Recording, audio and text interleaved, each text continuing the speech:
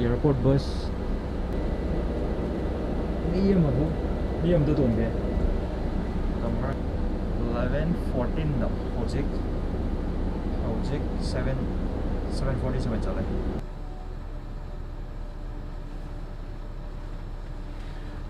airport bus se empty ne ithan da ore ngase airport da mi ka nam chana dre ithan du ore ai ithan da ne bus to ngi je ithan da ki bus service hoi da private bus just like private bus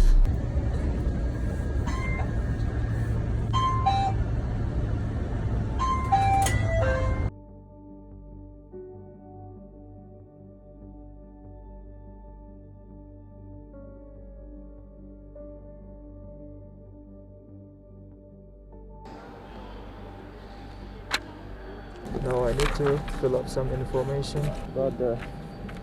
virus. During your visit to China, have you visited Wuhan in 14 days? No. During the visit, are you suffering from any symptom, fever, cough? No. I'm gonna fill up this information. Okay. Okay, now Jose. Fill up all the chala. Changage Jose, check in ki changage.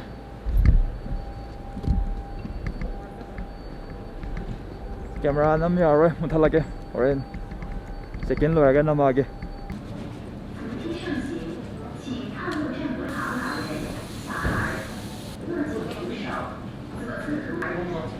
asi flight mi je am less am oi hojikan flight atopa ki service am ta laitram ne ba si kunming to Kolkata ta ngai ram ne hoji atopa kunming to Delhi close tawre hoji 1 hour ong pham ngai tai ai glass am lagim si glass apa de virus kalau yang kap ta ching ra ni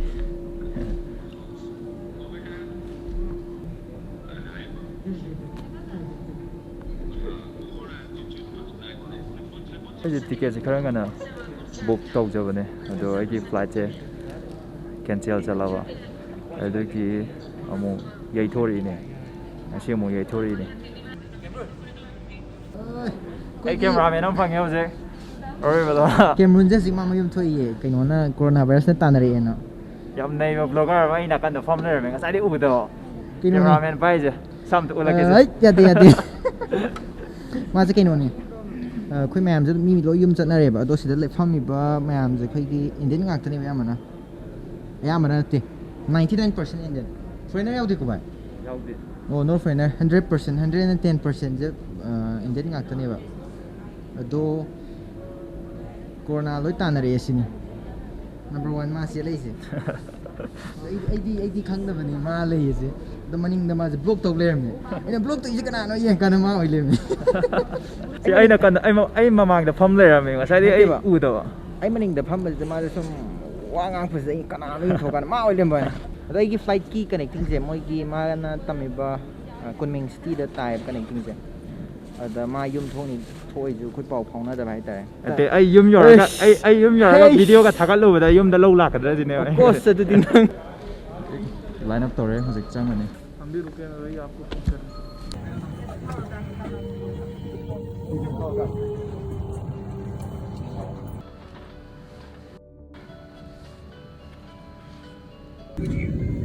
Please adopt this posture to evacuate. Safety instructions are in the seat pocket in front of you. Sector thermal monitoring tori ba han ba test tawe na kung ko ga kasi mo taw niya sama nei ba kon sai taw bo ida che ang ba tore second round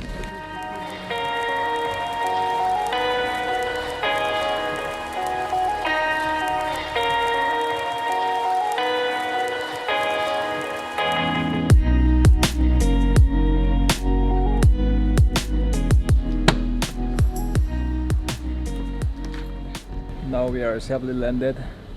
at Kolkata airport with my homie. Phải check mà em thằng mình đang lôi xe lên.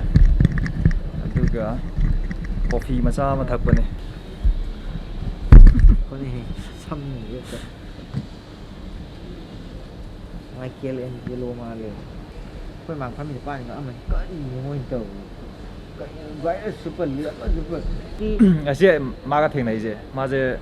cái flight chứ ai Kunming chứ phao lạc vậy này anh là lấy chứ Kunming này vậy ꯑꯗꯣ ꯑꯩꯅ ꯀꯨꯟꯃꯤꯡꯗꯩ ꯇꯣꯡꯉꯛꯄ ꯑꯩ ꯃꯥ ꯂꯥꯛꯀꯅꯤ ꯁꯨꯅ ꯊꯥꯖꯗꯦ block ꯇꯧꯔ ꯂꯩꯀꯥꯟꯗ ꯃꯥ ꯅꯥꯀꯟꯗꯩ ꯀꯧꯔꯛꯄꯅꯦꯕ ꯀꯩꯅꯣꯅꯦ ꯑꯩꯅ ꯆꯤꯡꯇꯥꯎꯗꯒꯤ ꯂꯥꯛꯄ ꯃꯥꯅ ꯀꯨꯟꯃꯤꯡ ꯁꯤꯇꯤꯅꯤꯅ ꯑꯗꯣ ꯑꯩꯈꯣꯏꯒꯤ ꯐ꯭ꯂꯥꯏꯠꯁꯦ ꯀꯅꯦꯛꯇꯤꯡ ꯂꯩꯕ ꯀꯨꯟꯃꯤꯡꯗ ꯑꯗ ꯃꯥꯁꯦ ꯂꯩꯔꯝꯃꯦ ꯃꯌꯥꯝꯗ ꯀ꯭ꯂꯦꯔꯤꯐꯥꯏ ꯇꯧꯅꯤꯡꯕ ꯑꯃꯈꯛ ꯂꯩꯌꯦ ꯑꯩꯅ ꯍꯥꯏꯕꯗꯣ ꯉꯁꯥꯏꯒꯤ ꯀꯣꯔꯣꯅꯥ ꯚꯥꯏꯔꯁꯀꯤ ꯃꯇꯥꯡꯗ ꯍꯥꯏꯇꯥꯔꯦ ꯃꯌꯥꯝꯒꯤ ꯄꯕ꯭ꯂꯤꯛꯀꯤ ꯃꯥꯏꯟꯁꯦꯠꯇ ꯉꯁꯥꯏꯒꯤ ꯆꯩꯅꯥꯗ ꯂꯩꯕ ꯁꯥꯇ꯭ꯔ ꯍꯥꯏꯇꯥꯔꯦ ꯏꯟꯗꯤꯌꯥꯒꯤ ꯏꯟꯗꯤꯌꯟ ꯁ꯭ꯇꯨꯗꯦꯟ ꯃꯌꯥꯝ ꯆꯩꯅꯥꯗ ꯂꯩꯕ ꯑꯗꯨꯕꯨ ꯑꯥꯎꯠꯕ꯭ꯔꯦꯛꯅ ꯃꯔꯝ ꯑꯣꯏꯔꯀꯥꯟꯗ ꯌꯨꯝꯗ ꯍꯜꯂꯛꯄ ꯑꯗꯨꯒꯨꯝꯕ ꯃꯌꯥꯝꯗꯣ ꯄꯕ꯭ꯂꯤꯛꯀꯤ ꯃꯥꯏꯟꯁꯦꯠꯇ ꯉꯁꯥꯏꯒꯤ ꯃꯣꯏ ꯂꯥꯛꯑꯒꯗꯤ ꯚꯥꯏꯔꯁ ꯁꯟꯗꯣꯛꯀꯅꯤ ꯅꯠꯇ꯭ꯔꯒ ꯑꯦꯅꯤ ꯐꯠꯇꯕ ꯑꯗꯨꯃꯥꯏꯅ ꯁꯨꯝ ꯔꯨꯃꯔꯒꯨꯝꯕ ꯂꯩꯗꯅ ꯑꯗꯨꯏ ꯃꯇꯥꯡꯗꯅꯦꯕ ꯑꯩꯅ ꯁꯦꯡꯗꯣꯛꯅꯤꯡꯉꯤꯁꯦ ꯑꯩꯈꯣꯏ ꯁꯥꯇ꯭ꯔꯗꯤ ꯀꯝꯄ꯭ꯂꯤꯠꯂꯤ ꯑꯩꯗꯤ 100% ꯁꯦꯐ ꯑꯣꯏ ꯃꯔꯝꯗꯤ ꯑꯥꯎꯠꯕ꯭ꯔꯦꯛ ꯇꯧꯔꯤꯁꯤꯗꯤ ꯋꯨꯍꯥꯟꯗꯅꯦꯕ ꯑꯗꯣ ꯑꯩꯈꯣꯏꯅ ꯂꯩꯔꯤꯁꯤꯗꯤ ꯋꯨꯍꯥꯟ ꯅꯠꯇꯦꯕ ꯑꯩꯈꯣꯏꯅ ꯂꯩꯔꯤꯁꯤꯗꯤ ꯃꯥꯅ ꯀꯨꯟꯃꯤꯡ ꯂꯩꯔꯦ ꯑꯩꯅ ꯁꯥꯟꯗꯣꯡ ꯋꯥꯏꯐꯥꯡꯗ ꯂꯩꯔꯦ ꯑꯥꯎꯠꯕ꯭ꯔꯦꯛꯁꯤꯅ ꯋꯨꯍꯥꯟ ꯍꯨꯕꯩ ꯄ꯭ꯔꯣꯚꯤꯟꯁꯇ ꯑꯗꯣ ꯍꯣꯏ ꯑꯦꯛꯁꯦꯞ ꯋꯨꯍꯥꯟ ꯄ꯭ꯔꯣꯚꯤꯟꯁꯇ ꯇꯝꯃꯤꯕ ꯁꯥꯇ꯭ꯔ ꯑꯩꯈꯣꯏꯒꯤ ꯏꯟꯗꯤꯌꯟ ꯒꯚꯔꯟꯃꯦꯟꯅ ꯍꯥꯏꯗꯤ ꯏꯚꯥꯀ꯭ꯌꯨꯌꯦꯠ ꯇꯧꯈꯤꯕ ꯃꯌꯥꯝꯗꯣ ꯑꯗꯨꯈꯛ ꯅꯠꯇꯅ ꯑꯗꯨ ꯈꯛꯇꯪ ꯍꯥꯏꯇꯥꯔꯦ ꯑꯗꯨ ꯈꯛꯇꯪꯗꯤ ꯍꯣꯏ ꯁ꯭ꯄꯦꯁꯦꯜ ꯀꯦꯁꯇ ꯑꯗꯨꯁꯨ ꯃꯣꯏ ꯀꯝꯄ꯭ꯂꯤꯠꯂꯤ ꯀꯅꯥꯝꯇ ꯄꯣꯖꯤꯇꯤቭ ꯑꯣꯏꯗ꯭ꯔꯤ ꯃꯣꯏꯁꯦ ꯀ꯭ꯋꯥꯔꯦꯟꯇꯥꯏꯟ ꯇꯧꯔꯒ ꯂꯩꯔꯤ ꯑꯗꯣ ꯃꯣꯏꯁꯨ ꯄꯣꯖꯤꯇꯤꯚ ꯑꯝꯇ ꯑꯣꯏꯗ꯭ꯔꯤ ꯑꯗꯣ ꯑꯩ ꯋꯥꯈꯜꯗꯗꯤ ꯑꯩꯈꯣꯏꯗꯤ ꯀꯝꯄ꯭ꯂꯤꯠꯂꯤ ꯁꯦꯐ ꯃꯥꯅꯦ ꯍꯥꯏꯗꯤ ꯑꯩꯈꯣꯏꯅ ꯁꯦꯐ ꯑꯣꯏꯔꯤꯁꯦ ꯀꯩꯒꯤꯅೋ ꯁꯝꯅ ꯍꯥꯏꯔꯀꯥꯟꯗ ꯁꯥꯇ꯭ꯔꯅꯤꯅ ꯀꯦꯝꯄꯁꯇ ꯀꯟꯐꯥꯏꯟ ꯇꯧꯔ ꯂꯩꯔꯦꯗꯅ ꯍꯥꯏꯗꯤ ꯑꯩꯈꯣꯏ ꯆꯥꯅ ꯊꯛꯅꯕ ꯍꯥꯏꯔꯦ ꯑꯩꯈꯣꯏ ꯏꯁꯥꯒꯤ ꯌꯨꯅꯤꯚꯔꯁꯤꯇꯤ ꯀꯦꯝꯄꯁ ꯃꯅꯨꯡꯗ ꯁꯨꯄꯔ ꯃꯥꯔꯀꯦꯠ ꯂꯩꯖꯔꯦ ꯑꯗꯒꯤ ꯗ꯭ꯔꯤꯡꯀꯨꯝꯕ ꯑꯃ ꯊꯛꯅꯤꯡꯉꯁꯨ ꯑꯩꯈꯣꯏ ꯁꯨꯄꯔ ꯃꯥꯔꯀꯦꯠ ꯍꯥꯏꯗꯤ ꯀꯦꯝꯄꯁ ꯃꯅꯨꯡꯗ ꯀꯦꯐꯦ ꯃꯌꯥꯝ ꯂꯩꯔꯦ ꯍꯥꯏꯗꯤ ꯑꯌꯥꯝꯕꯅ ꯑꯩꯈꯣꯏ ꯃꯄꯥꯟꯗ ꯊꯣꯛꯇꯦ ꯍꯥꯏꯇꯥꯔꯦ ꯄ꯭ꯂꯁ ꯑꯩꯈꯣꯏꯗꯤ ꯁꯥꯇ꯭ꯔꯅꯤꯅ ꯂꯣꯀꯦꯜꯒꯤ ꯀꯟꯇꯦꯛꯁꯨ ꯄꯥꯛ ꯇꯧꯅꯗꯦꯕ ꯍꯥꯏꯗꯤ ꯂꯣꯀꯦꯜꯒꯤ ꯃꯤꯒ ꯑꯗꯒꯤ ꯑꯗꯨꯒꯨꯝꯕꯁꯨ ꯄꯥꯛ ꯄꯨꯟꯗꯦ ꯍꯥꯏꯇꯥꯔꯦ ꯇꯁꯦꯡꯅ ꯍꯥꯏꯔꯗꯤ ꯇꯁꯦꯡꯅ ꯑꯩ ꯋꯨꯍꯥꯟ ꯁꯨꯡꯈꯪ ꯈꯪꯗꯦ ꯍꯟꯗꯛꯀꯤ ꯀꯣꯔꯣꯅꯥ ꯂꯥꯛꯄꯗꯒꯤ ꯋꯨꯍꯥꯟꯁꯦ ꯈꯪꯕꯅꯤ ꯑꯗꯣ ꯑꯌꯥꯝꯕꯅ ꯃꯅꯤꯄꯨꯔ ꯃꯆꯥ ꯂꯩꯅꯩꯁꯦ ꯀꯨꯟꯃꯤꯡ ꯅꯣꯏ ꯁꯤꯇꯤ ꯂꯩꯔꯦꯀꯣ ꯑꯗꯩ ꯋꯥꯏꯐꯥꯡ ꯑꯗꯒꯤ ꯆꯦꯡꯗꯨ ꯖꯦꯡꯖꯧ ꯆꯦꯡꯗꯨ ꯋꯨꯍꯥꯟꯅ ꯋꯨꯍꯥꯟ ꯀꯦꯁ ꯑꯣꯏꯖꯈ꯭ꯔꯦ ꯋꯨꯍꯥꯟꯗ ꯇꯝꯕꯗꯤ ꯉꯁꯥꯏꯒꯤ ꯍꯣꯏ ꯃꯣꯏꯗꯗꯤ ꯌꯥꯝ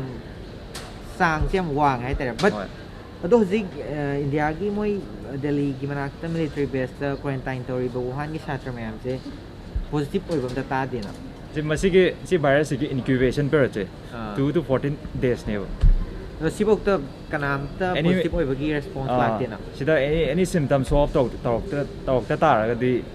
ꯀꯝꯄ꯭ꯂꯤꯠꯂꯤ ꯁꯦꯐꯅꯦꯕ ꯑꯣꯏꯁꯦ ꯑꯗꯣ ꯋꯨꯍꯥꯟꯗ ꯇꯝꯕ ꯁꯥꯇ꯭ꯔ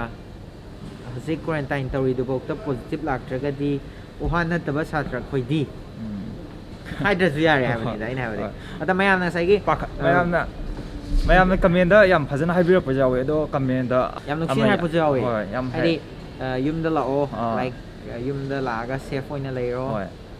ꯍꯥꯏꯗꯤ ꯌꯥꯝ ꯅꯨꯡꯁꯤꯅ ꯍꯥꯏꯔꯛꯄꯁꯨ ꯌꯥꯎꯋꯦ ꯂꯥꯏꯛ ꯈꯔ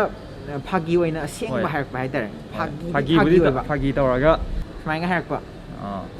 ꯅꯣꯏ ꯊꯣꯛꯂꯛꯀꯅꯨ ꯅꯣꯏ ꯊꯣꯛꯂꯛꯑꯒ ꯚꯥꯏꯔꯁ ꯁꯟꯗꯣꯔꯛꯀꯅꯤ ꯑꯣꯀꯦ ꯑꯗꯨꯒꯨꯝꯕ ꯍꯥꯏꯇꯥꯔꯦ ꯇꯁꯦꯡꯅ ꯑꯩꯈꯣꯏ ꯁꯥꯇ꯭ꯔ ꯍꯥꯏꯗꯤ ꯑꯩꯈꯣꯏꯅ ꯆꯩꯅꯥꯗ ꯂꯩꯕ ꯑꯃ ꯑꯣꯏꯅ ꯍꯥꯏꯇꯥꯔꯦ ꯑꯩꯈꯣꯏꯅ ꯈꯤꯇꯪ ꯅꯨꯡꯉꯥꯏꯖꯗ꯭ꯔꯤꯁꯦ ꯀꯩꯅꯣ ꯍꯥꯏꯔꯀꯥꯟꯗ ꯄꯕ꯭ꯂꯤꯛꯀꯤ ꯃꯥꯏꯟꯁꯦꯠꯇ ꯉꯁꯥꯏꯒꯤ ꯑꯩꯈꯣꯏꯅ ꯌꯨꯝꯗ ꯍꯜꯂꯛꯑꯒ ꯁꯨꯃꯥꯏꯅ ꯁꯟꯗꯣꯔꯛꯄ ꯈꯣꯠꯂꯛꯄ ꯑꯩꯈꯣꯏꯅ ꯍꯦꯟꯅ ꯀꯤꯌꯔ ꯑꯣꯏꯖꯩꯕ ꯇꯁꯦꯡꯅ ꯍꯥꯏꯔꯕꯗ ꯑꯩꯈꯣꯏꯗꯤ ꯃꯦꯗꯤꯀꯦꯜꯒꯤ ꯕꯦꯛꯒ꯭ꯔꯥꯎꯟꯗꯒꯤ ꯂꯥꯛꯄ ꯁꯥꯇ꯭ꯔ ꯉꯥꯛꯇꯅꯦ ꯍꯥꯏꯇꯥꯔꯦ ꯑꯗꯨꯅ ꯑꯩꯈꯣꯏ ꯀꯃꯥꯏꯅ ꯄ꯭ꯔꯣꯇꯦꯛ ꯇꯧꯒꯅꯤ ꯀꯃꯥꯏꯅ ꯃꯤ ꯑꯇꯣꯞꯄꯗ ꯁ꯭ꯄ꯭ꯔꯦꯗ ꯇꯧꯍꯜꯂꯣꯏ ꯀꯃꯥꯏꯅ ꯗꯤꯖꯤꯁꯁꯦ ꯑꯩꯈꯣꯏꯗ ꯑꯦꯇꯦꯛ ꯇꯧꯍꯜꯂꯛꯑꯣꯏꯁꯦ ꯑꯩꯈꯣই ꯈꯤꯇꯪꯗ ꯑꯣꯏꯔꯁꯨ ꯍꯥꯏꯗꯤ ꯑꯦꯋꯦꯌꯔ ꯑꯣꯏ ꯍꯥꯏꯇꯥꯔꯦ ꯂꯥꯏꯛ ꯕꯤꯖꯤꯅꯦꯁꯃꯦꯟꯒꯨꯝꯕ ꯑꯗꯒꯤ ꯇ꯭ꯔꯦꯚꯦꯜ ꯆꯥꯏꯅꯥꯗ ꯆꯠꯂꯨꯕ ꯇꯨꯔꯤꯁ ꯑꯗꯨꯒꯨꯝꯕ ꯃꯣꯏꯒ ꯌꯦꯡꯅꯔꯨꯔꯒꯗꯤ ꯃꯣꯏꯒ ꯑꯩꯈꯣꯏꯒ ꯌꯦꯡꯅꯔꯨꯔꯗꯤ ꯌꯥꯝ ꯊꯤ ꯈꯦꯠꯅꯈ꯭ꯔꯦꯕ ꯉꯁꯥꯏꯒꯤ ꯚꯥꯏꯔꯁ ꯁꯟꯗꯣꯛꯄꯒꯤ ꯆꯥꯡꯁꯦ ꯑꯗꯣ ꯃꯣꯏꯗꯨꯅ ꯄꯨꯂꯞ ꯁꯨꯡꯂꯩ ꯂꯩꯇꯕꯒꯤ ꯇꯥꯏꯞꯇ ꯈꯜꯍꯜꯂꯒ ꯁꯥꯇ꯭ꯔꯒꯨꯝꯕ ꯑꯩꯈꯣꯏꯒꯨꯝꯕ ꯂꯥꯏꯛ ꯑꯩꯈꯣꯏꯗꯤ ꯇꯁꯦꯡꯅ ꯍꯥꯏꯔꯀꯥꯟꯗ ꯑꯩꯈꯣꯏ ꯌꯨꯝ ꯊꯣꯛꯅꯤꯡꯗꯦꯕ ꯑꯩꯈꯣꯏꯗꯤ ꯌꯨꯝ ꯊꯣꯛꯑꯣꯅ ꯄ꯭ꯔꯦꯁꯔ ꯄꯤꯔꯤꯁꯦ ꯑꯩꯈꯣꯏꯒꯤ ꯄꯦꯔꯦꯟꯁꯁꯤꯡꯅꯅꯦꯕ ꯃꯔꯝꯗꯤ ꯂꯣꯀꯦꯜ ꯅ꯭ꯌꯨꯁ ꯍꯥꯎꯁꯁꯤꯡ ꯃꯔꯝꯗꯤ ꯉꯁꯥꯏꯒꯤ ꯂꯣꯀꯦꯜ ꯅ꯭ꯌꯨꯁ ꯍꯥꯎꯁ ꯃꯌꯥꯝꯗ ꯁꯨꯃꯥꯏꯅ ꯗꯤꯁꯀꯁꯟ ꯇꯧꯕ ꯃꯇꯝꯗ ꯁꯥꯇ꯭ꯔ ꯂꯥꯏꯛ ꯑꯇꯣꯞꯄ ꯑꯝꯇ ꯃꯣꯏ ꯊꯦꯡꯅꯗ꯭ꯔꯦꯕ ꯁꯥꯇ꯭ꯔ ꯉꯥꯛꯇ ꯄꯜꯂꯝꯅꯤꯅ ꯄꯦꯔꯦꯟꯁꯈꯩꯁꯨ ꯂꯩꯐꯝ ꯆꯥꯐꯝ ꯈꯪꯗ꯭ꯔꯦꯕ ꯇꯁꯦꯡꯅ ꯍꯥꯏꯔꯗꯤ ꯑꯗꯨꯒꯤꯗꯃꯛꯇꯅꯦꯕ ꯑꯩꯈꯣꯏꯅ ꯌꯨꯝꯗ ꯍꯥꯏꯗꯤ ꯆꯦꯜꯂꯛꯏꯁꯦ ꯍꯣꯏ ꯇꯁꯦꯡꯅ ꯁꯦꯐ ꯑꯣꯏꯗꯕ ꯅꯠꯇꯦꯕ ꯁꯦꯐ ꯑꯣꯏꯗꯕ ꯅꯠꯇꯦꯕ ꯀꯝꯄ꯭ꯂꯤꯠꯂꯤ ꯁꯦꯐ ꯑꯣꯏꯕ ꯑꯦꯅꯤ ꯑꯩꯈꯣꯏꯒꯤ ꯌꯨꯅꯤꯚꯔꯁꯤꯇꯤꯒꯤ ꯑꯣꯊꯣꯔꯤꯇꯤ ꯈꯨꯗꯤꯡꯃꯛꯅ ꯅꯣꯏ ꯀꯝꯄ꯭ꯂꯤꯠꯂꯤ ꯁꯦꯐ ꯑꯣꯏ ꯌꯨꯅꯤꯚꯔꯁꯤꯇꯤ ꯃꯅꯨꯡꯗ ꯂꯩꯌꯨ ꯔꯨꯝ ꯃꯅꯨꯡꯗ ꯂꯩꯌꯨ ꯌꯨꯅꯤꯚꯔꯁꯤꯇꯤ ꯀꯦꯝꯄꯁ ꯃꯅꯨꯡꯗ ꯃꯤ ꯑꯇꯣꯞꯄ ꯑꯝꯇ ꯆꯪꯍꯟꯗꯦꯕ ꯑꯦꯠ ꯗ ꯁꯦꯝ ꯇꯥꯏꯝ ꯑꯩꯈꯣꯏꯁꯨ ꯏꯁꯥꯗ ꯈꯟꯖꯩꯗꯅ ꯌꯨꯝꯗꯒ ꯂꯩꯔꯗꯤ ꯌꯥꯝ ꯁꯤꯀ꯭ꯌꯣꯔ ꯑꯣꯏꯅꯤꯅ ꯑꯩꯈꯣꯏ ꯂꯥꯛꯄꯗ ꯑꯥꯗꯒꯤ ꯂꯥꯛꯄꯗ ꯇꯦꯁ ꯂꯣꯏ ꯇꯧꯔꯦ ꯍꯥꯏꯗꯤ ꯏꯁꯥꯗ ꯀꯩꯒꯨꯝꯕ ꯍꯦꯛ ꯅꯣꯔꯃꯦꯜ ꯑꯣꯏꯗ꯭ꯔꯕ ꯇꯦꯝꯄꯔꯦꯆꯔꯅꯤ ꯈꯪꯗꯦ ꯑꯦꯅꯤ kind of ꯁꯤꯝꯇꯝ ꯎꯠꯂꯕ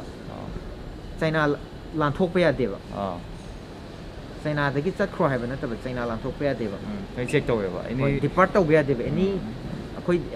ꯗꯤꯄꯥꯔꯠꯀꯤ any entrance any exit ꯂꯣꯏꯅ ꯆꯦꯛ ꯑꯝꯇ ꯇꯧꯋꯦ ꯌꯥꯗꯦꯕ ꯑꯗꯣ ꯑꯩꯈꯣꯏ ꯁꯤ ꯂꯥꯛꯄꯗꯁꯨ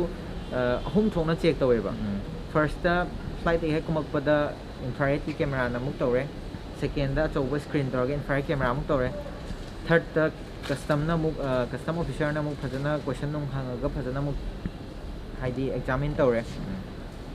ꯑꯗꯣ ꯑꯩꯈꯣꯏ ꯐꯖꯅ ꯀ꯭ꯂꯤꯌꯔ ꯑꯣꯏꯔꯦ ꯁꯦꯐ ꯑꯣꯏꯔꯦ ꯍꯧꯖꯤꯛ ꯔꯥꯏꯠ ꯅꯥꯎ ꯍꯧꯖꯤꯛ ꯐꯝꯃꯒ ꯑꯩꯈꯣꯏ ꯈꯔ ꯆꯥꯃꯤꯟꯅꯔꯒ ꯐꯖꯅ ꯒ꯭ꯌꯥꯟ ꯇꯥꯅ ꯐꯝꯃꯤꯟꯅꯔꯤ ꯑꯗꯣ ꯃꯌꯥꯝꯒꯤ ꯃꯥꯏꯟꯁꯦꯠꯇ ꯑꯗꯨꯃꯥꯏꯅ ꯍꯥꯏꯗꯤ ꯌꯥꯝꯅ ꯁ꯭ꯃꯨꯠ ꯑꯣꯏꯗꯕꯗꯣ ꯑꯗꯣ ꯑꯗꯨꯅꯦꯕ ꯑꯩꯅ ꯁꯦꯡꯗꯣꯛꯅꯤꯡꯉꯤꯁꯦ ꯂꯥꯏꯛ ꯑꯩꯈꯣꯏꯁꯦ ꯐꯣꯔ ꯑꯦꯛꯖꯥꯝꯄꯜ ꯀꯣꯔꯣꯅꯥ ꯚꯥꯏꯔꯁ ꯂꯩꯔꯦꯅ ꯈꯜꯁꯦꯕ ꯕꯠ ꯃꯤꯉꯣꯟꯗ ꯀꯃꯥꯏꯅ ꯁꯟꯇꯣꯛꯍꯜꯂꯣꯏꯗꯣꯏꯅꯣꯒꯁꯦ ꯑꯩꯈꯣꯏ ꯑꯩꯅ ꯃꯥꯛꯁꯨ ꯄꯤꯖꯩ ꯃꯥꯅ ꯃꯥꯛꯁꯨ ꯄꯤꯖꯩ ꯃꯥꯅ ꯃꯥꯛꯁꯦ ꯉꯁꯥꯏꯒꯤ ꯂꯣꯛ ꯈꯨꯕ ꯑꯗꯒꯤ ꯍꯛꯊꯤ ꯈꯟꯕꯗ ꯃꯥꯒꯤ ꯏꯁꯥꯒꯤ ꯄ꯭ꯔꯣꯇꯦꯛꯁꯟ ꯈꯛꯇ ꯅꯠꯇꯦꯕ ꯃꯤꯒꯤ ꯄ꯭ꯔꯣꯇꯦꯛꯁꯟꯗꯨꯅꯦꯕ ꯑꯩꯈꯣꯏꯅ ꯎꯞꯄꯤꯁꯦ ꯃꯥꯒꯤ ꯍꯛꯊꯤꯁꯦ ꯃꯅꯨꯡꯗ ꯑꯗꯨꯝ ꯐꯨꯖꯟꯖꯗꯣꯏꯅꯦꯕ ꯑꯩꯒꯤꯁꯨ ꯑꯗꯨꯝ ꯐꯨꯖꯟꯖꯗꯣꯏꯅꯦꯕ ꯑꯗꯨꯅ ꯃꯥꯛꯁꯤ ꯂꯣꯏ ꯎꯞꯄꯤꯔꯣ ꯍꯧꯖꯤꯛꯀꯤ ꯍꯧꯖꯤꯛꯀꯤ ꯁꯤꯆꯨꯋꯦꯁꯟꯁꯤꯗꯗꯤ ꯁꯨꯄꯔ ꯃꯥꯔꯀꯦꯠꯇꯤ ꯀꯝꯄꯜꯁꯔꯤ ꯍꯥꯡꯉꯦ ꯑꯩꯈꯣꯏ ꯌꯨꯅꯤꯚꯔꯁꯤꯇꯤ ꯀꯦꯝꯄꯁ ꯃꯅꯨꯡ ꯈꯛꯇꯒꯤ ꯅꯠꯇꯅ ꯑꯇꯩꯗꯤ ꯂꯣꯏ ꯂꯣꯜꯂꯦ ꯂꯥꯏꯛ ꯃꯣꯜ ꯑꯇꯣꯞꯄ ꯔꯦꯁꯇꯨꯔꯦꯟ ꯂꯣꯏ ꯍꯥꯏꯗꯤ ꯍꯣꯏ ꯕꯤగ్ ꯄꯥꯕ꯭ꯂꯤꯛ ꯄ꯭ꯂꯦꯁ ꯑꯣꯏꯕ ꯀ꯭ꯔꯥꯎꯗꯦꯠ ꯑꯣꯏꯕ ꯌꯥꯕ ꯃꯐꯝ ꯃꯦꯛꯗꯣꯅꯜꯗꯁ KFC ꯂꯣꯏ ꯂꯣꯜꯂꯦ ꯑꯦꯛꯁꯦꯞ ꯑꯩꯈꯣꯏꯒꯤ ꯆꯥꯅꯕ ꯌꯣꯟꯕ ꯁꯨꯄꯔ ꯃꯥꯔꯀꯦꯠꯁꯦ ꯑꯗꯨ ꯃꯃꯜꯁꯦ ꯍꯦꯟꯒꯠꯄ ꯌꯥꯗꯦ ꯒꯣꯕꯔꯃꯦꯟꯅ ꯋꯥꯔꯅꯤꯡꯅꯦ ꯍꯦꯛ ꯍꯦꯟꯒꯠꯄꯗ ꯃꯣꯏꯗꯤ ꯒꯣꯟ ꯀꯦꯁ ꯉꯥꯛꯇꯅꯦ ꯀꯝꯃꯨꯅꯤꯁꯠ ꯄꯥꯔꯇꯤꯒꯤ ꯂꯝꯅꯤꯅ ꯑꯗꯣ ꯑꯗꯨꯒꯤꯗꯤ ꯌꯥꯝ ꯅꯨꯡꯉꯥꯏ ꯄꯣꯠ ꯆꯩ ꯃꯃꯜ ꯑꯝꯇ ꯍꯦꯟꯒꯠꯇꯦ ꯑꯦꯛꯁꯦꯞ ꯃꯥꯛꯁꯁꯨ ꯃꯃꯜ ꯍꯦꯟꯒꯠꯇꯦ ꯂꯩꯇ꯭ꯔꯒꯗꯤ ꯂꯩꯇ꯭ꯔꯦ ꯍꯥꯏꯔꯛꯑꯦ ꯑꯗꯣ ꯋꯨꯍꯥꯟꯗ ꯊꯣꯛꯏꯕ ꯍꯧꯖꯤꯛꯀꯤ ꯌꯥꯝꯅ ꯅꯨꯡꯉꯥꯏꯇꯕ ꯊꯧꯗꯣꯛꯁꯦ ꯍꯥꯏꯗꯤ ꯑꯇꯣꯞꯄ ꯃꯐꯝꯗ ꯊꯣꯛꯇꯅꯕ ꯍꯥꯏꯇꯥꯔꯦ ꯁꯤꯁꯤꯅ ꯑꯔꯣꯏꯕ ꯍꯥꯏꯇꯥꯔꯦ ꯂꯥꯏꯛ ꯌꯥꯝ ꯁꯥꯊꯤꯔꯦꯕ ꯍꯧꯖꯤꯛꯁꯦ ꯋꯨꯍꯥꯟꯒꯤ ꯑꯣꯏꯅꯗꯤ ꯑꯇꯣꯞꯄꯒꯤꯗꯤ ꯑꯣꯀꯦ ꯐꯥꯏꯟ ꯕꯠ ꯋꯨꯍꯥꯟꯒꯤ ꯑꯣꯏꯅꯗꯤ ꯌꯥꯝ ꯅꯨꯡꯉꯥꯏꯇ꯭ꯔꯦꯕ ꯃꯣꯏꯒꯤ ꯁꯤꯆꯨꯋꯦꯁꯟꯁꯦ ꯑꯩꯈꯣꯏ ꯃꯌꯥꯝ ꯄꯨꯟꯅ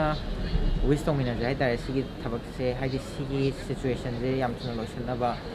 ꯚꯦꯛꯁꯤꯟ ꯄꯨꯊꯣꯛꯑꯒ ꯉꯁꯥꯏꯒꯤ ꯁꯣꯛꯏꯕ ꯃꯌꯥꯝꯁꯦ ꯔꯤꯀꯣꯚꯔ ꯇꯧꯅꯕ ꯄꯨꯂꯞ ꯄ꯭ꯔꯦ ꯇꯧꯃꯤꯟꯅꯁꯦ ꯄ꯭ꯔꯦ ꯍꯣꯏ ꯇꯁꯦꯡꯅ ꯃꯌꯥꯝ ꯄ꯭ꯔꯦ ꯇꯧꯃꯤꯟꯅꯁꯤ ꯆꯩꯅꯥꯅ ꯁꯥꯔꯤꯕ ꯑꯍꯣꯡ ꯑꯍꯣꯡꯕ ꯂꯥꯏꯛ ꯚꯤꯚꯣ ꯑꯗꯨꯒꯨꯝꯕ ꯃꯌꯥꯝꯁꯨ ꯑꯥꯏꯐꯣꯟ ꯅꯨꯡꯐꯣꯟ ꯃꯌꯥꯝ ꯐꯪꯉꯤꯁꯦ ꯁꯤꯁꯨ ꯐꯪꯅꯕ ꯅꯠꯇ꯭ꯔꯒꯗꯤ ꯃꯣꯏ ꯁꯨꯝ ꯅꯥ ꯂꯩꯗꯤ ꯃꯣꯏꯅ ꯁꯥꯔꯛꯇ꯭ꯔꯗꯤ ꯑꯩꯈꯣꯏ ꯀꯃꯥꯏꯅ ꯄꯥꯏꯗꯣꯏꯅꯣ ꯍꯣꯏ ꯃꯥꯅꯦ ꯃꯣꯏ ꯈꯛꯇ ꯅꯠꯇꯤꯌꯦ ꯁꯣꯛꯇꯣꯏꯁꯦ ꯑꯩꯈꯣꯏꯁꯨ ꯁꯣꯛꯇꯣꯏꯅꯤ ꯂꯥꯟꯕ꯭ꯔꯥ ꯑꯩ ꯍꯥꯏꯁꯦ ꯋꯥꯔꯜ ꯋꯥꯏꯗꯇ ꯁꯣꯛꯂꯛꯇꯣꯏꯅꯤ ꯍꯥꯏꯗꯤ ꯂꯥꯟꯗꯦꯅ ꯑꯩ ꯍꯥꯏꯁꯦ ꯃꯥꯅꯦ ꯃꯣꯏꯅ ꯍꯣꯡꯅ ꯍꯣꯡꯅ ꯁꯥꯕꯒꯤ ꯀꯝꯄꯅꯤ ꯃꯌꯥꯝꯁꯦ ꯀꯝꯄꯤꯇꯤꯁꯟ ꯇꯧꯔꯛꯄꯗ ꯄꯣꯠꯁꯤ ꯍꯣꯡꯊꯔꯛꯄꯩ ꯋꯥꯅꯦꯕ ꯃꯣꯏꯅ ꯑꯝꯇ ꯁꯥꯔꯛꯇ꯭ꯔꯗꯤ ꯀꯝꯄꯅꯤ ꯑꯃꯅꯤꯈꯛ ꯂꯩꯔꯗꯤ ꯂꯥꯏꯛ ꯏꯟꯗꯤꯌꯥꯒꯤ ꯀꯥꯔ ꯀꯝꯄꯅꯤ ꯌꯥꯝ ꯂꯩꯇꯗꯅ ꯃꯣꯏ ꯃꯁꯦꯟ ꯁꯥꯔꯒ ꯇꯥꯡ ꯌꯣꯟꯁꯤꯟꯕ ꯁꯨꯃꯥꯏꯅ ꯆꯩꯅꯥꯗ ꯀꯥꯔ ꯀꯌꯥꯝ ꯍꯣꯡꯉꯦ ꯑꯗꯨꯅ let's pray four the Wuhan ꯆꯥꯁꯤꯗ ꯃꯔꯣꯝ ꯁꯥꯕꯅꯤ ꯀꯣꯜꯀꯇꯥꯒꯤ ꯆꯥꯅꯤ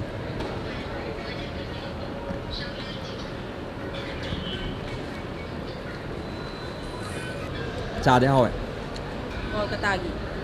ꯆꯥꯁꯤꯅ ꯍꯦꯟꯅ ꯍꯥꯎꯋꯦ ꯑꯩꯈꯣꯏ ꯆꯦꯁꯦ ꯖꯔꯃꯅꯤꯗꯩ ꯂꯥꯛꯏꯅꯦ ꯃꯣꯔꯅꯤꯡ ꯑꯣꯏꯔꯦ ꯕ꯭ꯔꯦꯛꯐꯥꯁ ꯇꯧꯔꯦ ꯑꯦꯌꯥꯔꯄꯣꯔꯠ ꯃꯄꯥꯟꯗ ꯊꯩ ꯑꯗꯨꯒ 9 o'clockꯀꯤ ꯐ꯭ꯂꯥꯏꯠꯇ ꯏꯝꯐꯥꯜ ꯌꯧꯔꯛꯑꯅꯤ